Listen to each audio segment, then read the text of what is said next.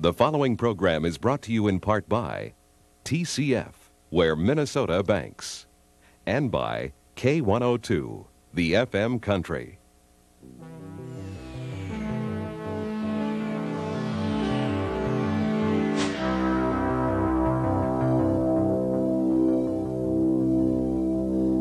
It's an old joke, but perhaps not without some substance. It goes, you know it's going to be a bad day when you show up at the office and there's the 60 Minutes crew waiting for you. Yesterday, they showed up in Minneapolis, and it did not turn out to be a bad day for the city. In fact, it seems the city turned out for them. They were arriving in response to an invitation of the Minneapolis Chamber of Commerce to appear before the Chamber's annual meeting to answer questions from the public. This was at the Minneapolis Marriott Hotel. 60 Minutes has begun its 19th season on the CBS television network. Certainly the most durable, by far the most successful television news program in broadcast history. When they consented to make room in their schedules for Minneapolis, the CBS people themselves were flabbergasted. One executive told us, "That's amazing. We can't get them together for 2 minutes for a publicity photo." Well, that's all we needed. Who could ignore such a signal, such an opportunity? We'll turn our cameras on them. See how they like that. We'll stay with them all day long, every step of the way. And then the day following, on Tuesday night, we'll do a program. And we'll call it 60 Minutes with 60 Minutes. When the crew of 60 Minutes comes to town, rarely are they treated like pampered dignitaries or welcomed with such open arms. Could this be the vaunted team that makes crooks crumble, kings quake, and honest men sweat? I'm Morley Safer. Thank you very much. I'm Harry Reasoner. Hi, how are you? I'm Ed Bradley. Jim, how are you? Welcome. In the bright sunshine of a mid-autumn day, this troupe doesn't look so tough. They're even docile. Though the entire cast was to attend, last-minute assignments sent Mike Wallace to Chile and Diane Sawyer to Libya to interview Gaddafi. Their first stop on this whistle-stop tour is the home of their sponsors, WCCO Television.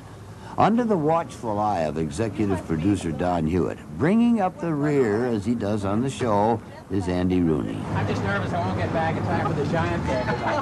Is the strongest station in the morning? Upstairs, a reception. There's light talk and polite, perhaps perfunctory smiles. And this bit of eavesdropping as the cast begins to unwind a bit. Harry Reason. This is almost unprecedented. 60 Minutes sending more than one correspondent anywhere for a promotional deal. This is the second time I've heard about it in 18 years they've been on the air. Andy Rooney on being a celebrity. They want to talk to you, and they want to be your best friend, and they want your autograph or something. It's a pain in the tail. I don't care for it at all, and I'm not very gracious about it, I'm afraid. And Ed Bradley on his world assignments. Alexander the Great passed through here. You know, and his little kid from West Philadelphia standing in the Cairo Pass. That's the kind of kick you can't get in the studio reading the news, as important as that is. Then on to the green room and another attempt to smooth the craggy lines of a road map face. I think we should have a makeup artist traveling with the cruise. I think that's a wonderful I work for the Minneapolis Times. Well, the tables are turned on Don and Harry on the set of Newsday. Morley, Andy, and Ed are facing questions from the newspapers about the financial woes of CBS. And it is almost always the financially sound news organizations that produce the best journalism. Stand by. Quiet, But before he leaves for the hotel, one last task for Harry. It's been years since I lived and worked in this town, the Twin Cities. A promo is taped for CCO's news. With less than an hour's rest at the Marriott, the crew is back at work. You are like a movie star. Well, it's a little different. You know, I skied. Each patiently shares the mic with CCO Radio's Steve Cannon and tapes a brief interview for this special. I think I've got the best job in broadcast journalism. 4.5 hours after landing, a last-minute spritz and final second psych-up as the crew from 60 Minutes is about to embark on the showcase event of their whirlwind tour. And now, the executive producer and founder of 60 Minutes, Don Hewitt. thank you. We hope you're going to be nice to us because we're not nice to everybody else, so we'd like... Anyway, we've got them all here, either live or on tape. First of all, starting with the seniority, Harry Reasoner.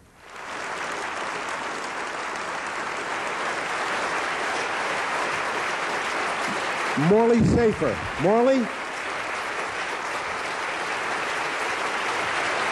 Ed Bradley.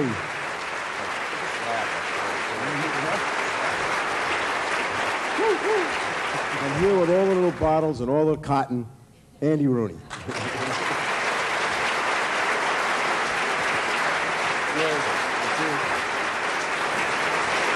We'll be right back with the 60 Minutes crew after this.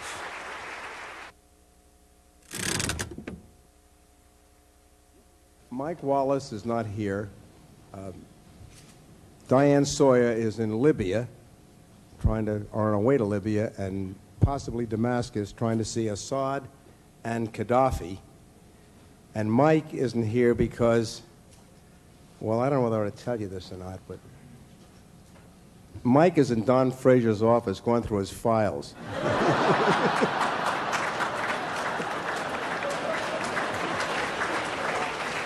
Anyway, we brought Mike and Diane on tape, and if that tape's ready, why don't we hit that tape, and that'll take up the first 11 minutes, and then we'll let you go at us. They decided to go at each other the way we imagine you're going to go at us.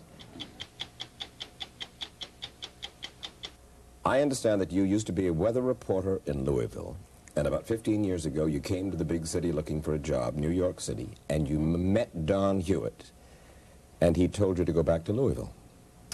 That's true. He did. He did, and it just made me a better person. Really, what did happen? You did? Seriously, when I first came here? Yeah.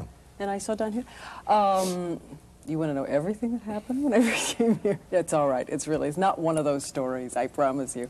What did happen is that I think he thought I was a complete idiot, a completely deluded idiot, wanting to come in off of the weather broadcast to do 60 Minutes. Now, what do you think? Do you think that if I'd started 10 years ago, that it would have been all right? Were you ready? I think that you probably were very smart to go to work for Richard Nixon and to learn a little bit about Washington.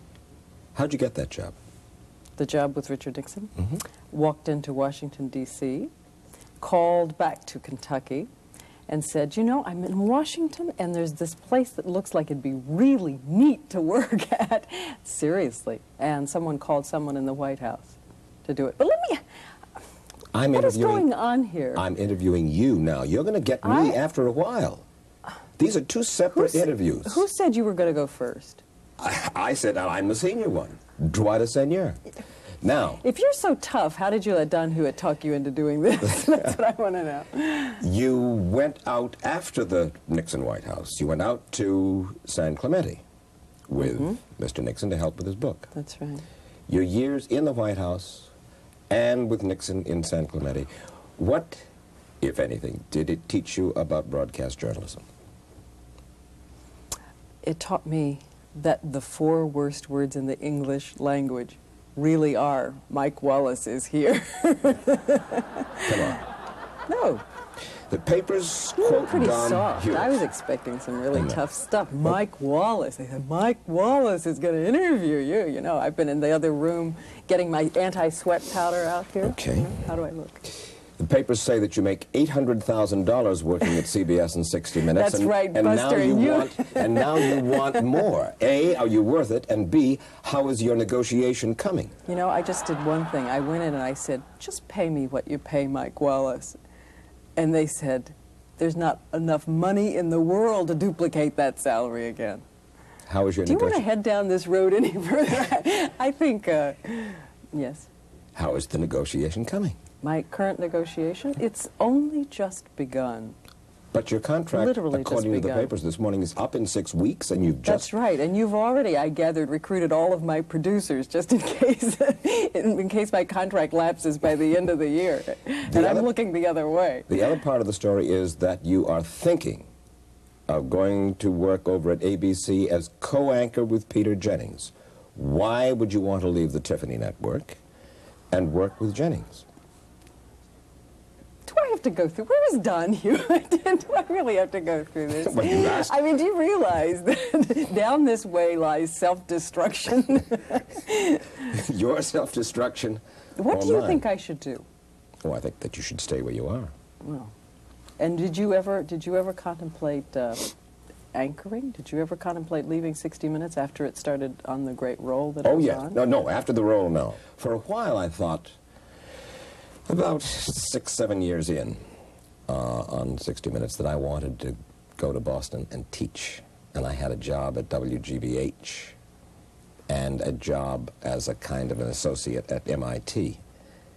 Why did you want to do that? Was this just the fantasy of the reflective life? Or? No. I thought that I'd had it with 60 Minutes, and it wasn't really going anyplace much. It was right after this that 60 Minutes then took off.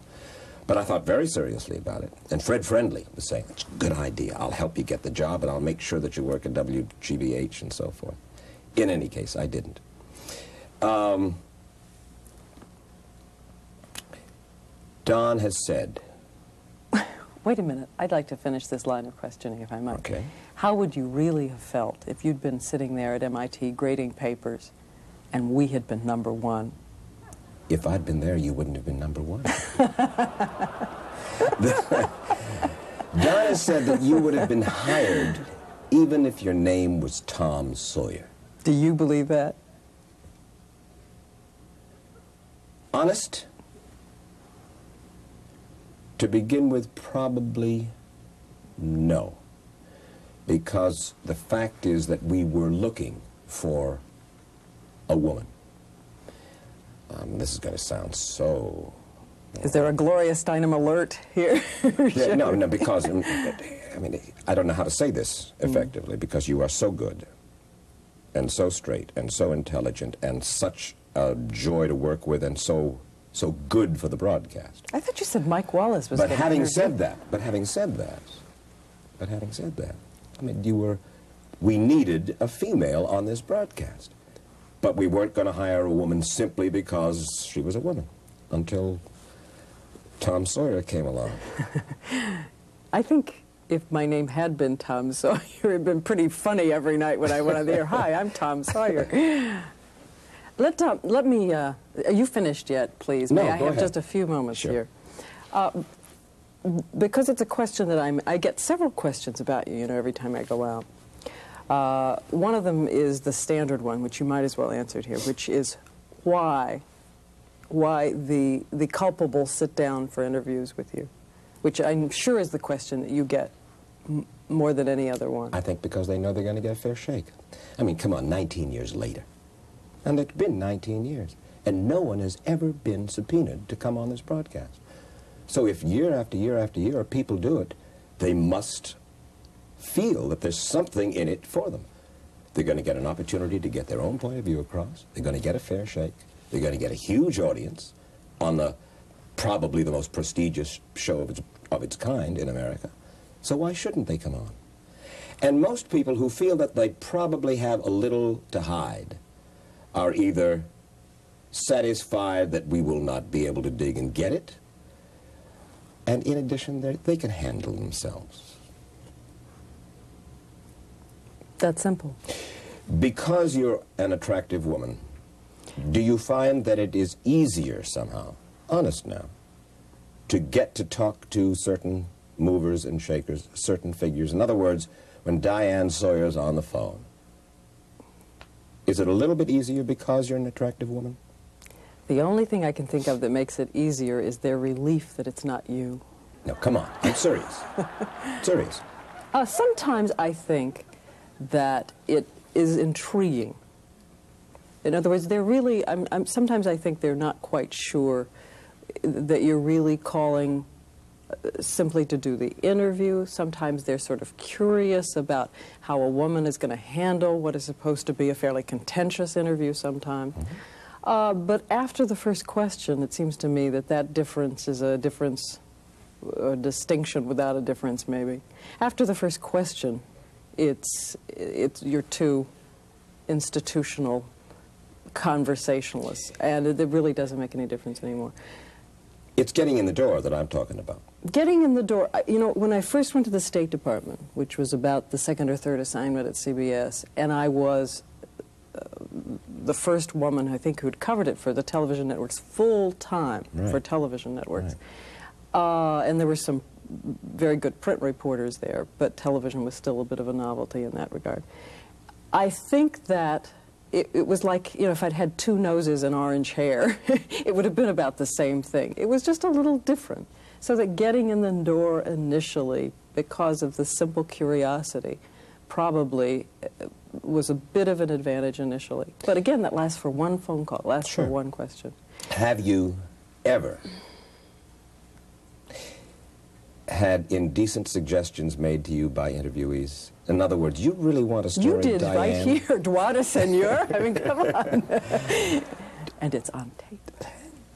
Would you, ma'am, I mean, would you really like a story, ma'am? For instance, when this is being broadcast in Minneapolis, or being shown in Minneapolis, you're going to be with Muammar Gaddafi. That's right. Now, you know, good-looking man, right?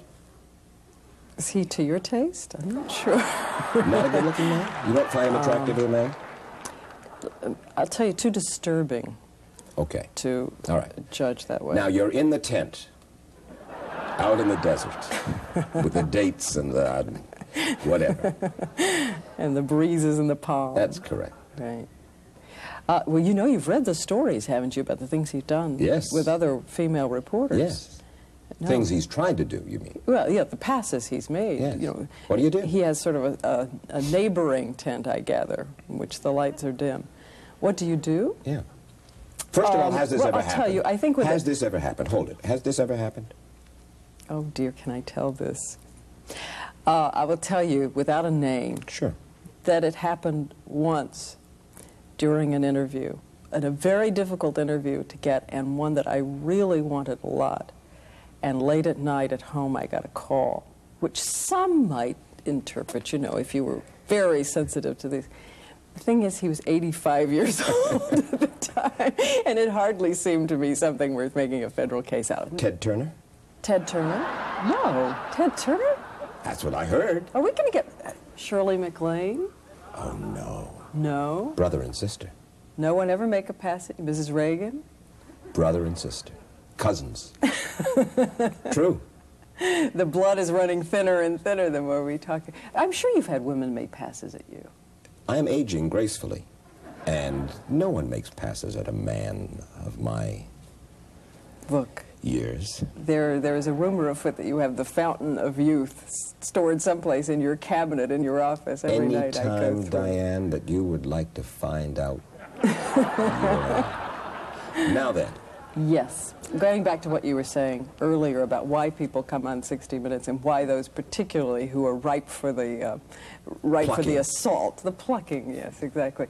I love Morley Safer's line that a crook really hasn't made it as a crook unless he's appeared on 60 Minutes. I think we've... Cut. That's perfect. That's it.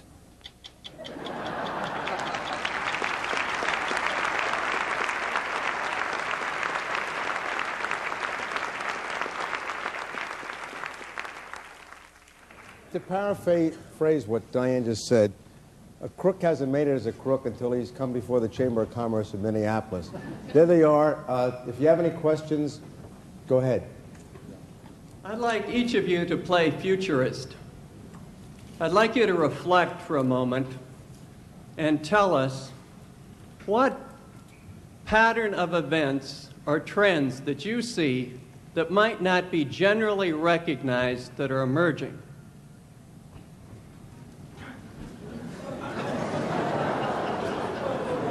I told you we shouldn't come here. I left my crystal ball in New York. I yield to seniority.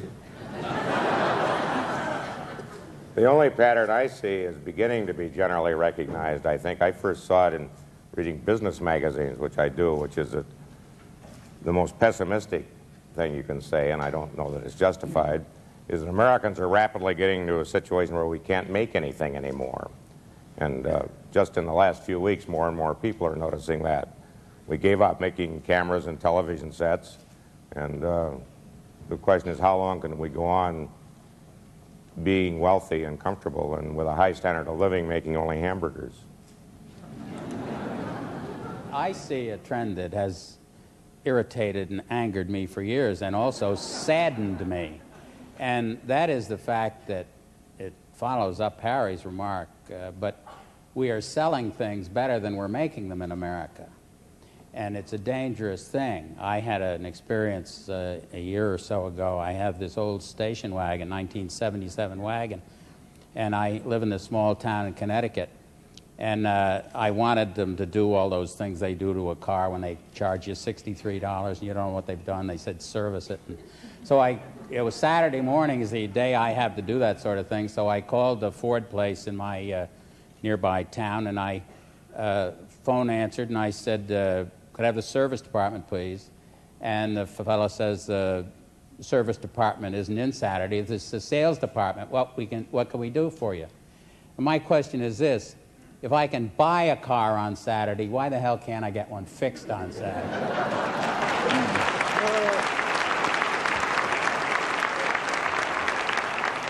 Okay, so much for trends and patterns. There's a gentleman right over there. Two questions, actually. First of all, what are you doing on Sunday night when the show airs? Do you sit and watch yourselves?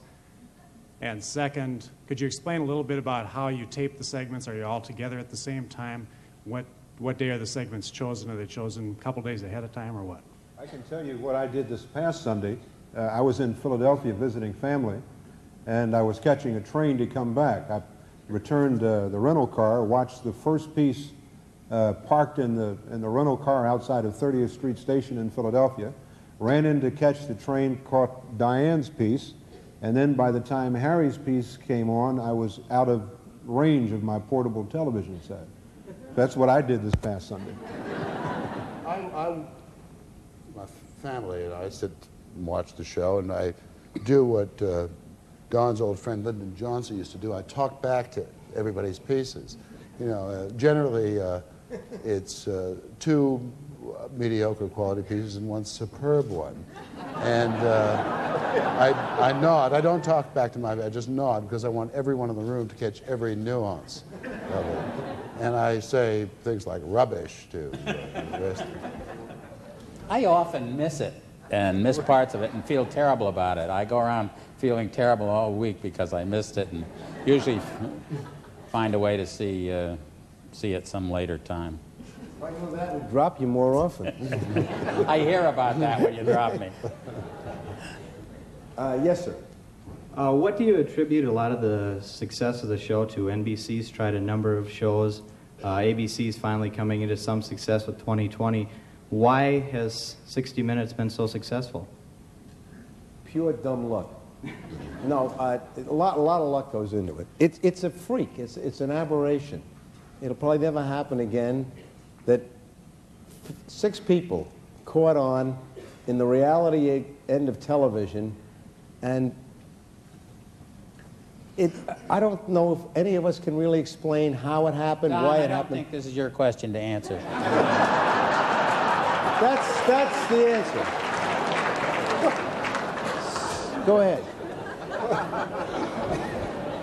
You know so much about it? This guy has just got some strange quality that has enabled him to produce a better show than anybody else produces.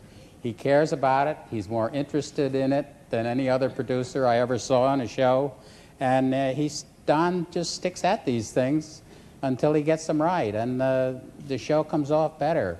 I think all of us have seen pieces on 2020 and on whatever the NBC magazine show is called this year. And quite often there is one that could just as well be on 60 Minutes. We'd be proud to have it. But consistently, Don just comes up with, he's tougher on pieces than most people and knows better what he wants.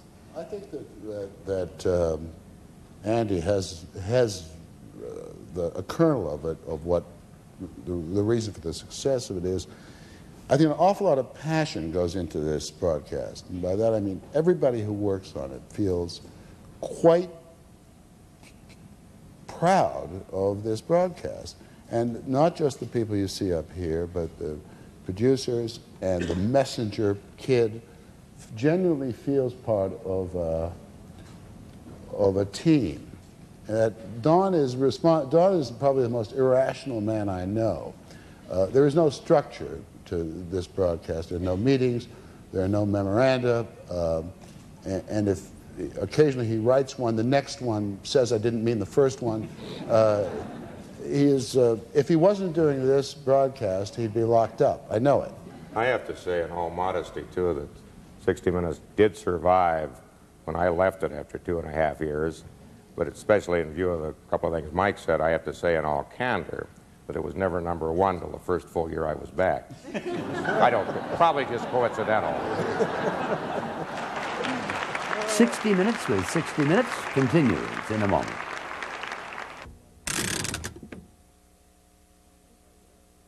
Yes.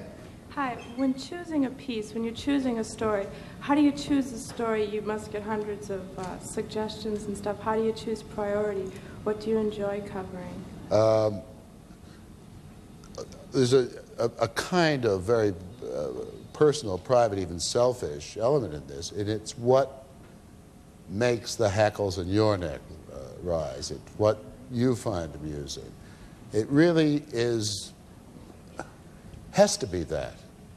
There are just too many stories out there. And so the selection process is an extremely unscientific one. And then once I'm mildly excited about it, I have to go and then excite him. And sometimes we scream at each other, and sometimes I win and sometimes I lose. Mostly, I always assume that if it's a story, one of you is really interested in doing it, it's going to be well told, and it's going to be interesting. And there are also other people, the people you don't see, the producers we work with. A recent example, I have a producer who I think is probably the best producer I've ever worked with, who came to me with a story idea several months ago, and I said, I don't think I'm interested in that story. She came back and said, listen, I know this is a good story. And given her track record, I said, fine, let's do the story. Because I have that much faith and confidence in her that I'm willing to give in to her judgment and her gut instinct that this will be a good story. Yes. I was brought up under the belief that you learn a lot more reading than you do watching TV. Just keep it. Don't lose it. I was wondering, since you use the TV as your medium, how much TV should the average person in America watch, and how much should they read? Dr. The strange thing is, I keep hearing that libraries, more books are being taken out of libraries now than ever before, despite television. So I don't know how I keep hearing about people that watch television like 10 hours a day. I find that difficult to believe, though there are statistics that say people do that. I find that unbelievable to me. But it also depends on what you watch on television. It depends on what you read. You can watch trash for 7 hours, or you can read trash for 7 hours. Depends you get out of it, what you put into it. Well, I personally think people should do a lot more reading than they do. I have a new book coming out next week.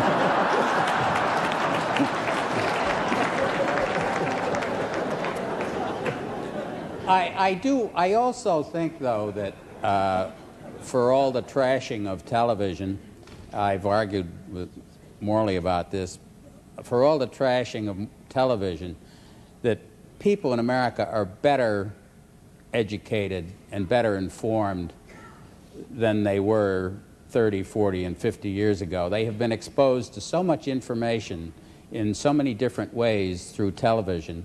And I confess that the ones who have profited most from the education they get are those in the lower brackets of our educational system. I don't think the average college-educated person is going to learn a whole lot from television. I don't know. I think that the news does a very good job. I think the rest of television, generally speaking, really stinks. Well, if you pick around, and I'm taking Harry's point about we don't know how to make anything anymore. Your point. We only know how to copy ourselves. And if you look at the general wash of television, there's very little inventiveness. There's very little genuine creativity. Every once in a while, something comes along that you find compelling, like, say, a Hill Street Blues. But it's the same quality as everything else, Morley. We're shoveling this stuff into the television set. We are making television broadcasts as well as we're making carpets or electric lights or chairs or anything else. There's a level we reach in this country, and we are doing everything at roughly that same level. And the television broadcasts are as good as the books we're publishing, with certain exceptions. Yeah. Listen, do you know what's principally wrong with television, I think? I think the public is really what's wrong with television. They expect too much from it. I mean, it's a lousy home appliance you buy for $500. You amortize it over 5 years. It costs you $100 a year. Now, you can't tell me that you don't get $100 a year worth of enjoyment out of that set. I think the problem is when you think you're going to get $100 a night out of it. And if that's what you want, it isn't there. Nobody gets those kind of odds. I mean, let's think, you know, and everybody sits around and they talk about the television set. And nobody, you know, you paid less for that than you paid for the couch. You don't sit around and talk about your couch all the time. I mean, it's taken over your life. And I don't know why. I don't know why you don't turn it off. Yes? I'd love to know, for each of you, what was your most embarrassing moment during an interview that you care to tell us? I once fell asleep in the middle of an interview. I'll tell you the most embarrassing thing ever happened to Morley. Morley and I were coming out of a White House dinner, and I'm standing out. We're both in evening clothes. I go out first, and I'm sucking on a chocolate lollipop that Gretchen Poston, Mrs. Carter's press secretary, gave me. And Morley walked out with this nice old gentleman, and there I am sucking on my lollipop. And Morley walked up and he said to the man, he said, "Well, there's the man who produced the show. Tell him." And Morley said to me, "He thinks our show is terrific. He watched it every Sunday." And I said, "Well, thank you very much, sir, but I'm afraid I didn't catch your name." And he said, "I'm Chief Justice Warren Burger." Morley almost went right through the sidewalk. More of 60 Minutes with 60 Minutes after this. What advice would you give to a young journalist trying to break into the field of news broadcasting? Go, young journalist. Be in the right place at the right time. It requires a certain amount of talent. It requires a certain amount of good luck and a lot of hard work. And I've always found that the harder I work, the better my luck is. I think sticking at it, too. I think that we've all seen a lot of young people come in. It's such a popular thing to do these days, being television. I think that if you are not turned off, I hear so many young college people who want to get into television that I often wonder how any of them make it. And yet, even around our own shop, I see people that I didn't ever think would even get their jobs at CBS who are now doing very well. I think you have to be persistent more than anything.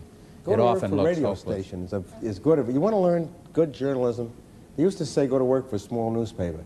Go to work for a good local radio station. And you'll learn how to broadcast and report at the same time. I guess I'm glad I don't have to do it now. I do think now you probably have to have your college degree. Andy and I didn't when we got jobs, but that was World War II. Now you've got to have a college degree. And if the University of Minnesota would see fit to give me mine, instead of arguing about it. They're talking about it, Harry. You know that? Yeah. I bet they vote against you. They did. Yes, there's somebody over there in the shadows. My question is to Mr. Rooney. I noticed out in the lobby that you refused to sign an autograph unless it was for one of your books.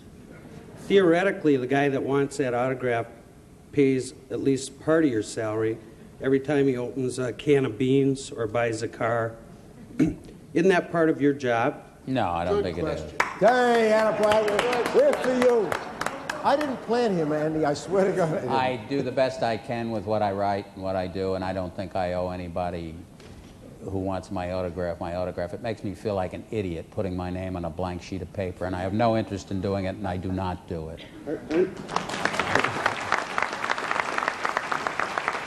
I feel like a bigger idiot saying to someone who is showing some modest bit of praise for whatever it is I do or we do, to look that person in the eye, perhaps you don't look them in the eye, I don't know, and say, no, I don't give autographs. I feel badly I think about it's it crude. sometimes. I think it's but, damn crude to not do it. Don't you think it's crude? I feel badly about it sometimes, yes. Yes. I was wondering how you came up with the early Sunday evening time slot for the show. It seems Given the choices you had, Don. rather unusual time for this type of show. And was it did you simply stumbled across it, or was it a tactical move?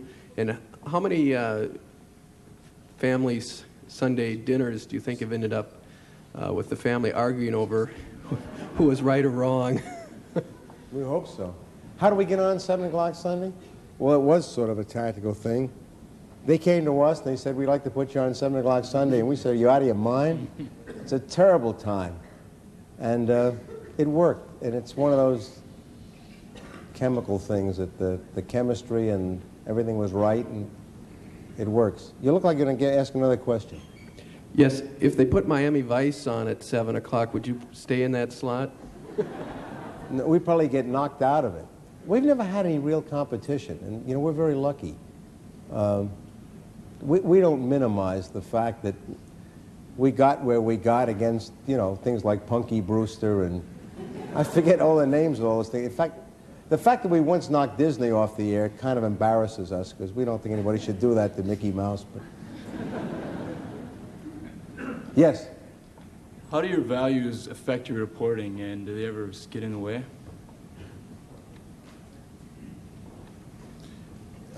They don't get in the way, I don't think. I think one's values can come under a certain assault when you happen to be interviewing someone who's wearing another hat you would find utterly despicable. But I think you've got to treat him with the same fairness that you do. You might if you were interviewing someone whose values were more parallel to one's own. But I think it's not very difficult to set one's values aside in the course of doing a reasonably professional job. I did a lot, produced a lot of 60-minute pieces before I was on the air, and I've been a journalist enough of my life before I did this to. One of the things that I was never able to resolve in my own mind, and I don't know what the other fellows think about it, but the question of whether you come out in the open and tell somebody what you're after, when very often the stories that 60 Minutes does are not absolutely clear to the people they are doing the stories about. And it's sort of dead now, but are you obliged to reveal totally what you are after when you start interviewing somebody? I never thought you were, and it's been considered sort of dirty pool not to subsequently, but this is tangential to your question, but it's an ethical question that comes up all the time, I think, with people, and I never knew how to resolve it myself. Well, I don't think you give them the specific questions, but I don't think you can get into other areas. I mean, we're coming to talk to you about your company, and you start asking about his problems with his wife. I mean, I think that's dirty pool. But I think if you say, we would like to talk to you about the troubles that you're having at the factory, but I don't think you have to let him know that you know as much as you do. Well, I agreed. But I mean, there have been some people who have been saying in journalism schools that you do have to tell them everything. I don't think you do. Yes, I have a question. Recently, I heard a local broadcaster speaker. He referred to his abilities in investigating a story. He felt he had the power to empower the public. I was wondering, in any given story, if you also felt the ability to empower the public. I don't know what that means. Empower? Empower? It's Midwestern talk, I understand. Oh, really?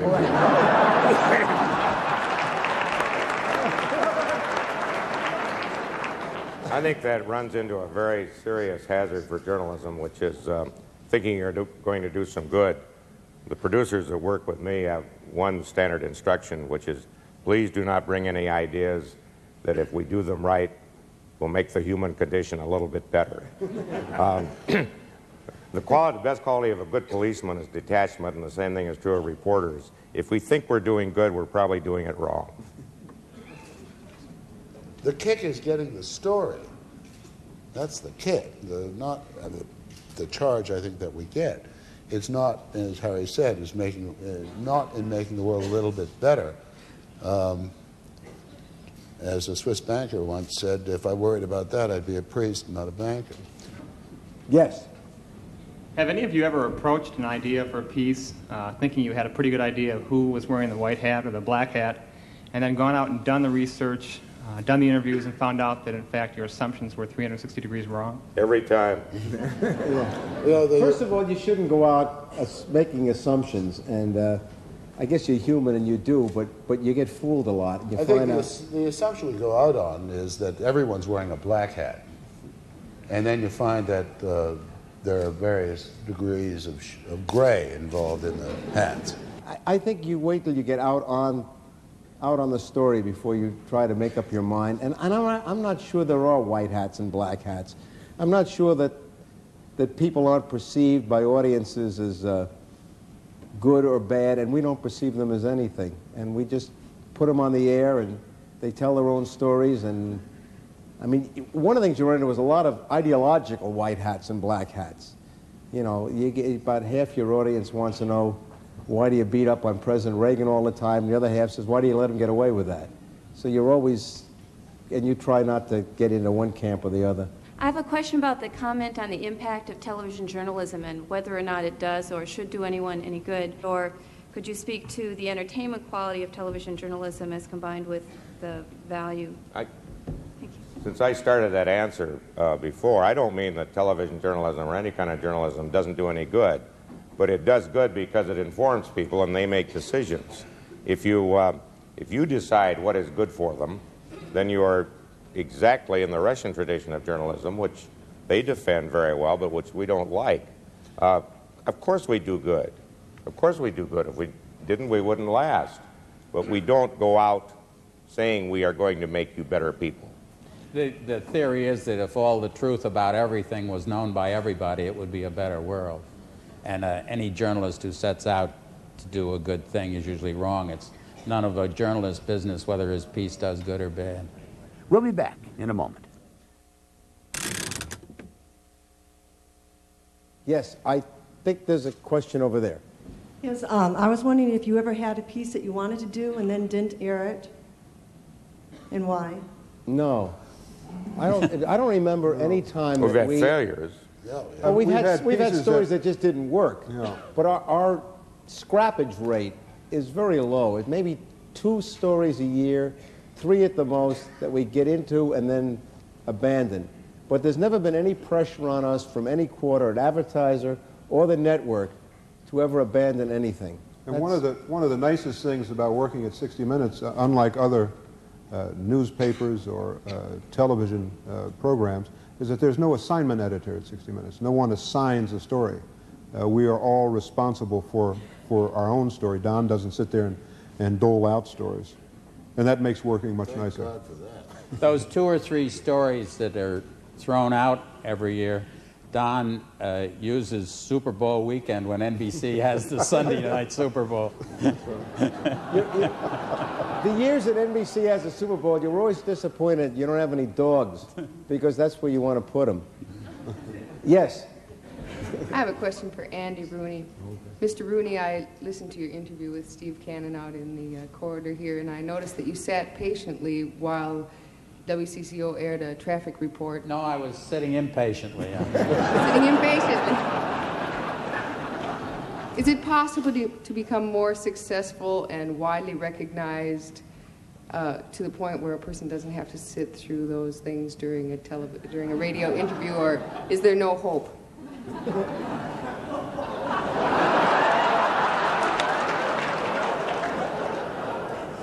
Well, I'm telling you, I'm not very gracious as a I'm one of the least gracious, recently well-known people I ever knew.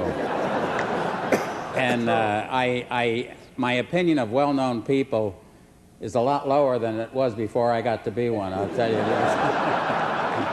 Yes. Given the current financial status at CBS News, do you ever wonder if the budget allotted to the show will be affected, and if so, will it affect the quality and success of the show? Sure. But you find that the budgets given to shows enable them to... you know, it's a marketplace like anything else. I'm sure that the guy making cars at GM wishes he had more money for research and development, but they said that's what you got. That's what you got to work with. And they allot a budget for a show, and it's usually pretty realistic. And I think all the cutbacks that you're reading about at CBS will not affect what you see on the air. I think it's going to affect a lot of the peripheral things, but I don't think anybody at home is going to even know that anything's been changed. So I don't think there are any big budget cutbacks where shows are concerned. But the danger with any journalistic enterprise that becomes less successful is that they become less independent. I was saying to somebody before in an interview that there's a little paper in Colorado, the Aspen Flyer, and they have a great legend under their masthead. It says, independent as finances allow. and the best journalistic enterprises have always been the ones that were financially most successful. They can afford to reject advertising that they don't think is proper. They are absolutely above being influenced by advertisers, as 60 Minutes has always been and as CBS News has always been. But I think there's a danger in the future. I don't see it happening soon, but I think there is a danger that this could happen to television news in the future because of budget cuts. Okay, should we make this the last one? I hope it's tough and nasty. No, this is a nice one. Oh. This is for our Minnesota alumnus, Harry Reisner. I think one of the best news anchor teams that ever existed was Harry Reisner and Howard K. Smith. Do you ever miss those days, Mr. Reisner, and what is Howard doing these days? Howard is retired and writing and doing some work occasionally for public television and other areas, and in excellent shape so far as I know. On weeks when I don't get a piece on 60 Minutes or when I have one and Mike Wallace has the lead with one of his things, yes, I miss it.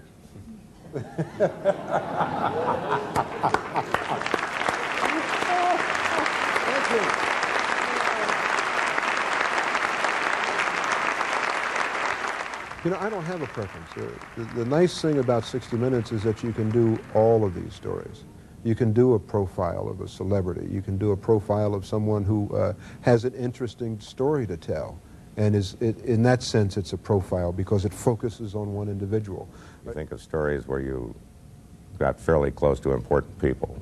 And then you think of stories where you were terribly scared and didn't cry. But at some point, as I say, you have to look at yourself in the mirror and you have to grieve at times. You have to hurt at times. You have to get angry at times. You try not to let it interfere with the story. 60 Minutes is a show about 5 reporters. 5 reporters who are more fascinating to the American public being themselves than Robert Redford and Dustin Hoffman were playing Woodward and Bernstein. It's a show about reporters, and we take the viewer along on the story with us. This program was brought to you in part by K102, the FM Country, and by TCF, where Minnesota banks.